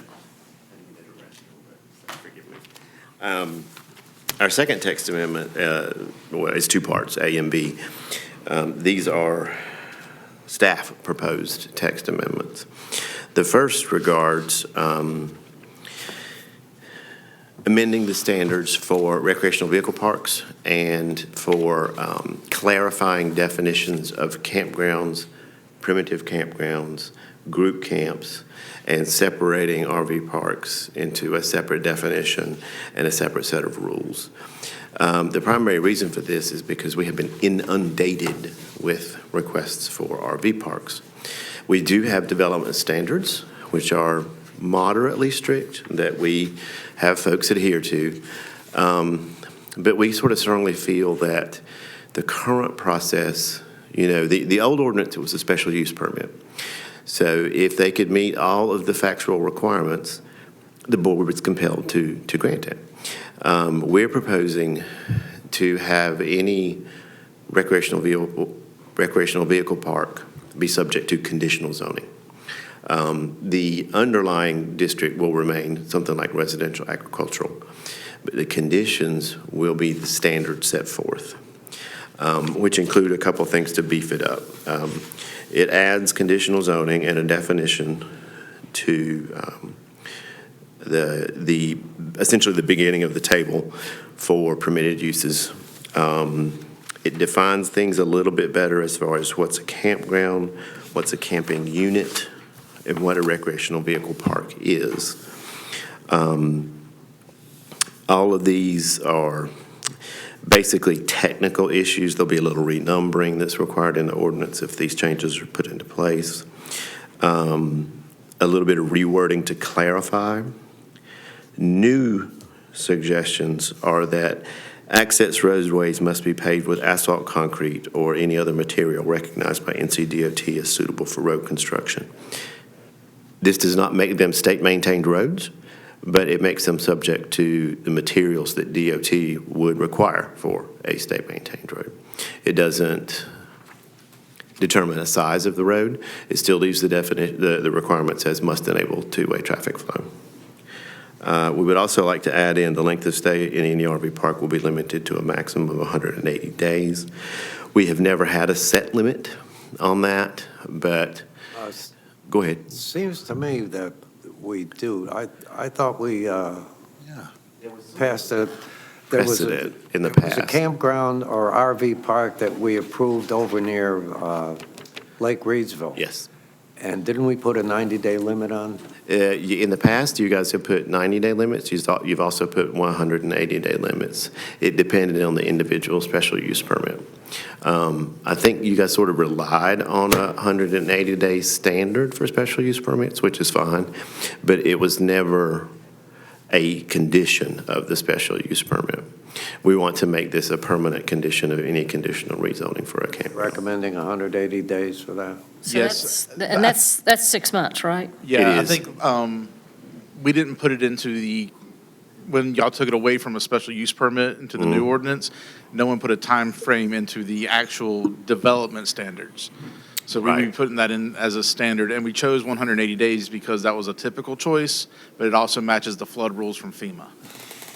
Number one, it matches the flood rules from FEMA. So if For example, someone has an RV park and a portion of that RV park is located in a floodplain. They can have RV parks and campsites there, but the maximum length of stay is 180 days. At minimum, they have to pull out, circle around the county.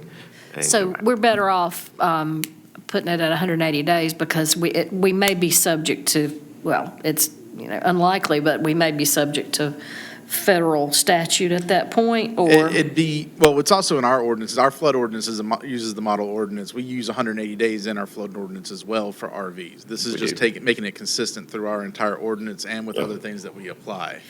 And two, on that, as I remember, when we've heard these cases or we've heard these requests for RV parks, a lot of times you are having like visiting nurses, doctors, professionals.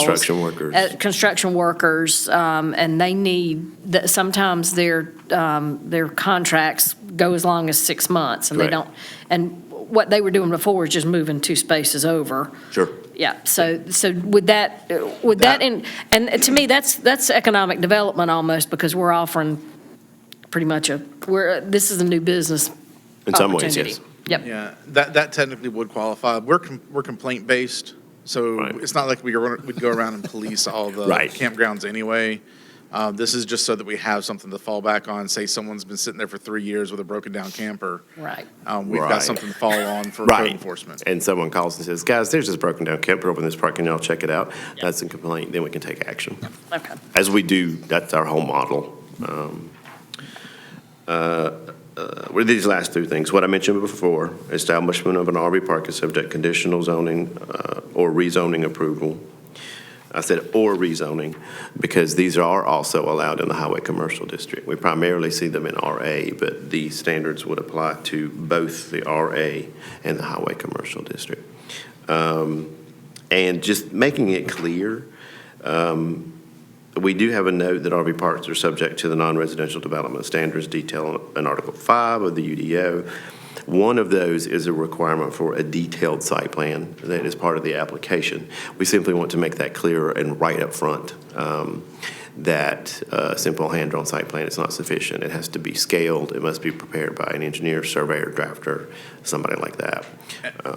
And furthermore, because by taking it to conditional zoning, that brings the site plan into scrutiny. Right. As opposed to just meeting minimum standards. If it's, Yeah. the thing that we're experiencing here is when we took these from special use, we lost public input. Public input. And bringing back public input will allow us to determine whether this is actually a reasonable use for the property in that area. And in order to help ensure that reasonable use, this bringing the site plan under the scrutiny during the determination makes it so that this thing can be tailored to better fit the community it's going into. Correct. So that's the reason behind trying to take this back into a conditional zoning, but remove it from the special use permit, because the special use permit, as long as they met minimum standards, you are obligated to give it out. Under conditional zoning, we have a little bit more leeway to apply extra conditions to it to help it fit in better with the area, or if determined that it doesn't fit in with the area, it can be denied. Right. Or modified, or any of those things. Right, we're not expecting denials, we're expecting better parks for being better neighbors. Right.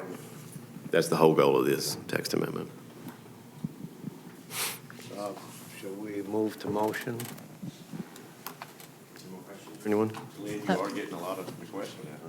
Oh, yeah. We currently have 6 RV parks in process have 6 RV parks that we have received the detailed site plan from, that we've issued a zoning permit for, that they are acquiring their necessary environmental health permits, plumbing, electrical, putting in their landscaping. We're doing site visits. And on top of that, we have 2 or 3 requests pending for such. So these requests are, when you say the plumbing and all the infrastructure it goes in, is that Right. including well and septic? Yes, yeah, all the environmental health stuff, unless there's public facilities. What did you say, is it 3 acre minimum? Group camp minimum, which is sort of like a kid's day camp, or Primitive campgrounds. a very primitive campground, tents only with a bathhouse. Some of those are 3 acres, otherwise everything's 5 acres. So what you're getting requests is 5 acres? Yeah. Yeah. And that's the current rules we're using right now for Right. RV campgrounds is 5 acres, so that's not changing. And just to echo Lynn, we've got several in development, we've got several in request, but every week we get a call about someone wanting to look for potential land to do this. Right. Now, whether they follow through and move on after they see their expense, that's a different story, but a lot of them are willing. So True. it's becoming to the point where the neighbors are complaining, so we have to address Right. something somehow. We just want to set a higher standard for what these are in the county. We do get these requests a lot, and trust me, I've had many conversations with people who come in, hey, I've got some land. We go over all the steps, and I never hear from them again. But half of them, we work with them, and they develop the site plan, and they move forward, so. Motion, anyone? Good. Mr. Chair, I make a motion to recommend approval of this text amendment based on the consistency determination statements that are included in the board agenda packet submitted during the presentation and as may be amended, incorporated into the motion to be included into the minutes. Second. Motion has been made and seconded to approve the text amendment in front of us. All those in favor, please signify by raising your right hand. All opposed, like sign.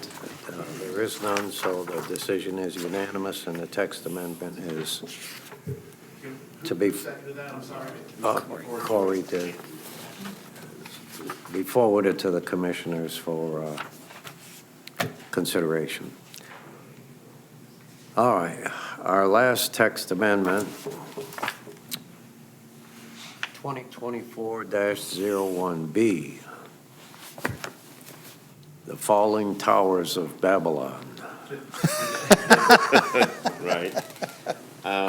This is a little bit of an interesting one. This is the exact same It's text. getting late.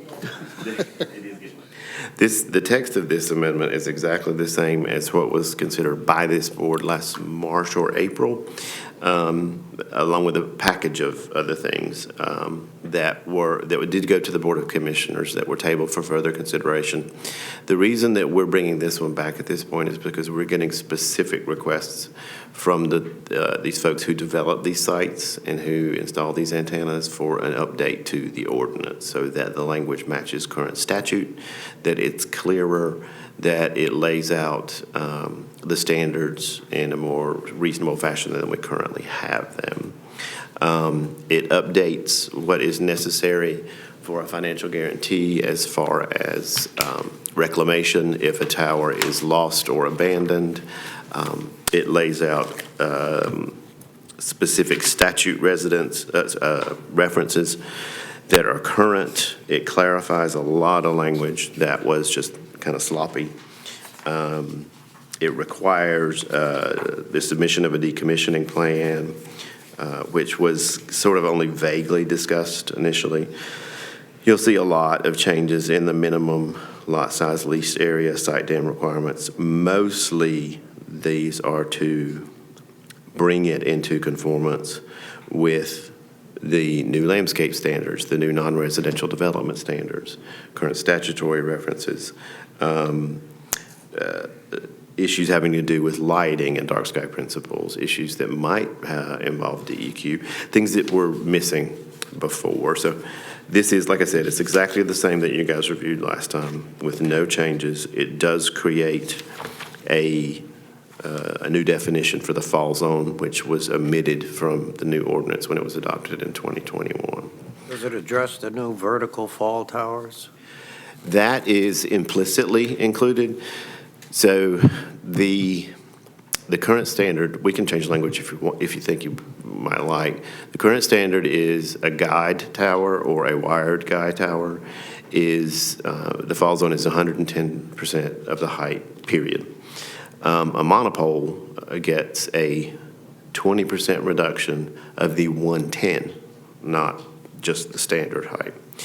There is the option, and we have one in process right now, that if an engineer certifies the plans, their vertical tower will break and collapse at a specific point, and that is verified by our third-party consulting engineer who reviews everything cell towers for us and recommended for approval, then we would present that as a condition of the special use permit that the fall zone be amended to the breakpoint plus 10%. Does that make sense? Yeah. Yeah. I know we had a case a while back where a vertical fall tower was going to be installed, and it was sort of the breaking the ground of this new technology for fall zone.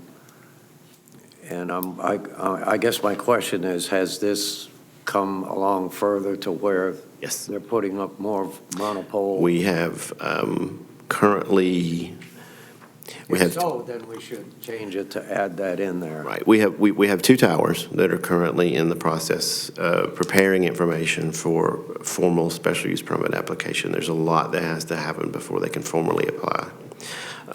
We have one that's in discussion. That's one of the reasons we're bringing this back, because this is a goal of county leadership to get these towers up to improve communications. We know they're coming. We want to have better standards in the ordinance for it. If you would like, we could certainly add a statement. Let's look at, we could, I would recommend the definition is what we could amend. Would it be in section D, setbacks? Or site design? That would be, yeah, it could be referenced there. We could include a statement such as,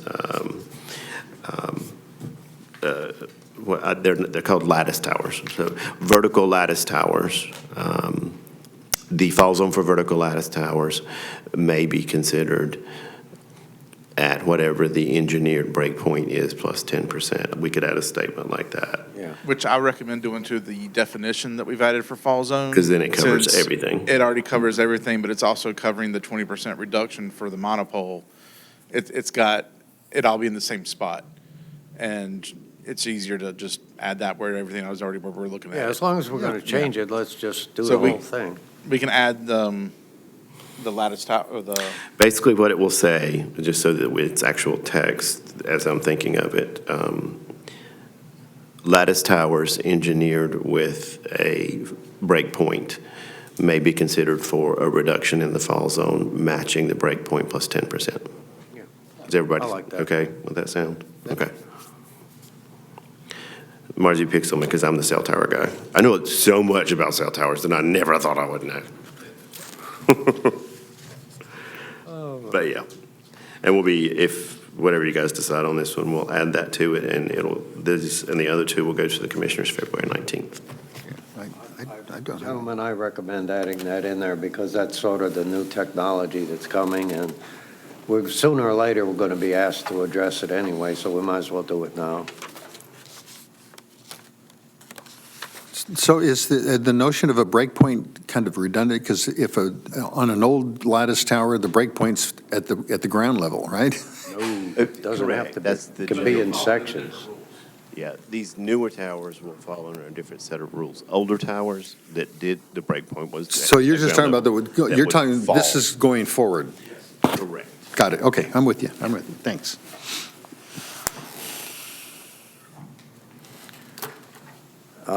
Anyone care to make a motion?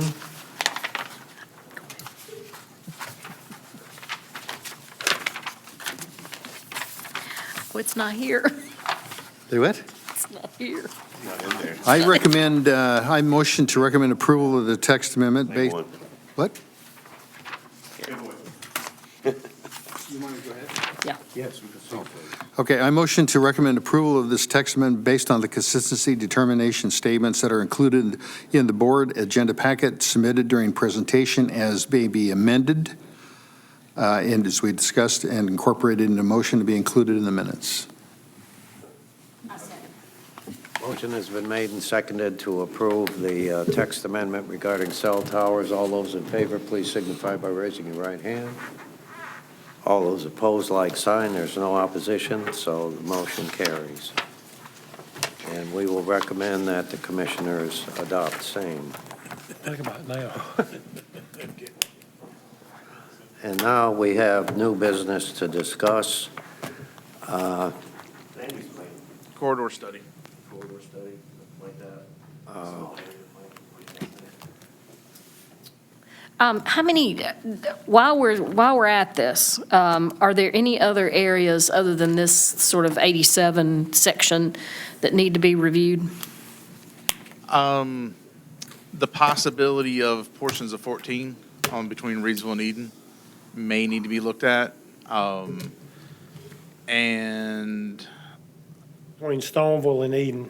yeah, I'm trying to remember which, is it About 770? 770 and 700. Yeah, we need to possibly look at some of those, especially in light of some of the recent text, map amendments we've made. So do we just need to request just a generalized corridor review or study? Yeah, or- and it's not like we'll be doing this tomorrow and for next month, but if you go ahead and give us Why the not? go-ahead to do it, I promise to have it by April. I mean, come on. You know, it's got nothing else on the plate. Yeah. Do you, RV parks and cell towers, right? But what we're planning to do is, what we'll do is, the way you really normally work with these things, if you're not doing it with a consultant, we just need you to give us the go-ahead that you would like to look at this.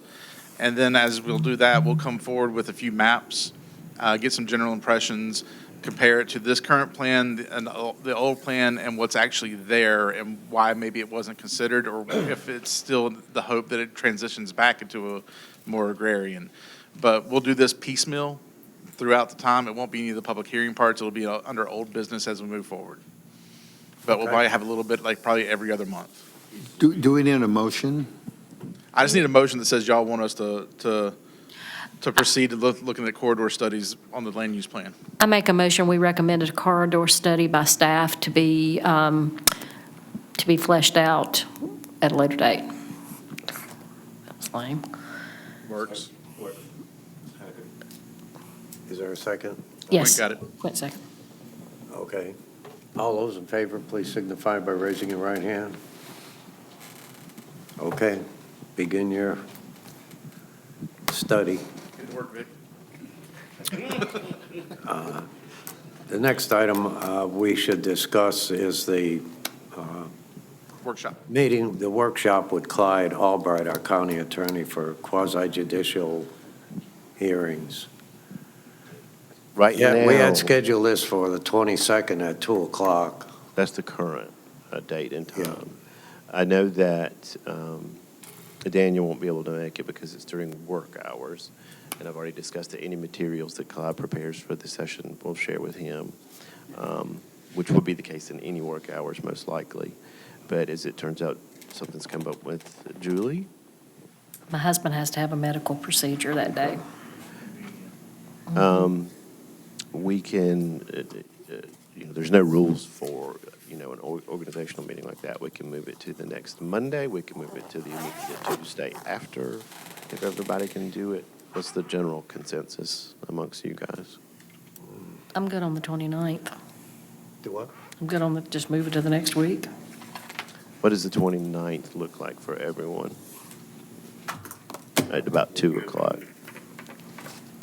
We will still need to do it during business hours. Good for you, good for you, good for you, good for you. Yeah. And Jeff, I know Callum has some flexibility in his schedule, and John is retired and is like. I'm flexible. And cool. I don't, you pick, 29th. Keith, are you okay with that? What day is that on? Let me look. Monday. I should be fine. Okay. Bernie? Good. Yeah, okay. What time again? 2 p.m. do we need a motion? That way we're not paying attorney hours. No, we don't need a motion for that. I don't think we need a motion for that. No. Actually, we do. Do you? It's creating a meeting. We need to That's host true. this session. It's an organizational meeting that needs to be established. Yeah. Since we don't have it on the advertised calendar, we need to have a motion to create it. I make a motion that we hold our planning board workshop with the county attorney on January 29th at 2 p.m. here. Second, anyone? Second. Motion made and seconded to meet on the 29th at 2 p.m. for the attorney workshop. All in favor, please raise your right hand. Okay, it's unanimous.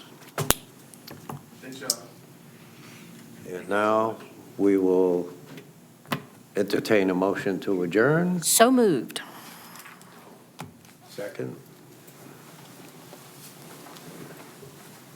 Yes.